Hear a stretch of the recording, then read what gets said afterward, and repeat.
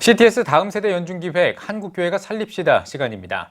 작년에 합계 출산율 1명대가 결국 무너졌습니다. 우려했던 인구 절벽 시대가 현실화되면서 장기적으로도 한국교회에도 적지 않은 영향을 끼칠 것으로 전망이 되는데요. 한국교회 출산 장려 운동은 더 이상 미룰 수 없는 절체절명의 교회 과제가 되고 있습니다. 김인혜 기자입니다. 아이들의 웃음소리가 사라지는 날이 온다면 그것은 인류 재앙의 서곡일 것입니다. 특히 우리나라 합계 출산율이 0명대가 되면서 우려했던 인구 절벽 시대가 현실화돼 장기적으로 한국교회에도 적지 않은 영향을 끼칠 것으로 보입니다. 교회 학교 관계자들도 한국교회 출산장려 운동은 더 이상 미룰 수 없는 절체절명의 교회적 과제가 됐다고 내다보고 있습니다. 그렇다면 교회적 대안은 있는 것일까? 우선 저출산 대책운동을 교회 강단에서부터 시작할 것을 전문가들은 제안합니다. 목회자들은 출산을 장려하기에 앞서 성도들에게 가족관계가 주는 기쁨과 영적인 의미를 수시로 선포해야 한다는 겁니다.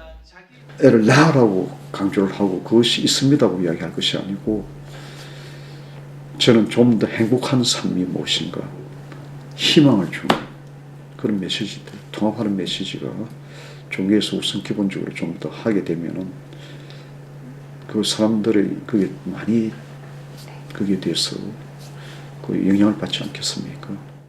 그렇다고 한국교회가 손을 놓고 있는 것은 아닙니다. 저출산의 위기 속에서도 출산을 장려하는 교육과 캠페인은 교회 현장에서 계속되고 있습니다.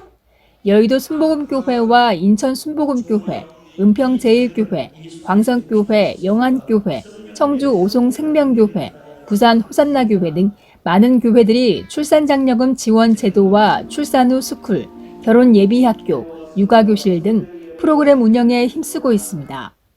이같이 출산장려 운동에 대해 교회들의 참여가 늘고 있는 것은 저출산이 교회 성장 정체와 사회적, 선교적 역량 감소 등의 결과를 가져온다는 사실을 인식했기 때문입니다.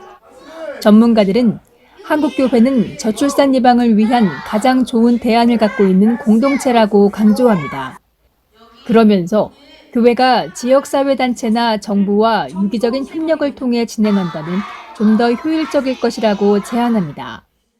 교회가 인적 자원이 있고 경제적인 자원이 있고 공간 자원이 있는데 이 자원들을 잘 활용할 수 있도록 정부가 좀 정책적으로 우선은 시범적으로 전국의 중요한 지자체 시도에 샘플적으로 교회를 좀 선정해서 그렇게 좀 지원하고 해서 좀 이런 하나의 성과를 좀 만들어가고 심각한 저출산 시대에 다음 세대를 살리는 근본적인 대책에 한국교회의 적극적인 투자와 노력이 요청되고 있습니다. CTS 뉴스 김인혜입니다.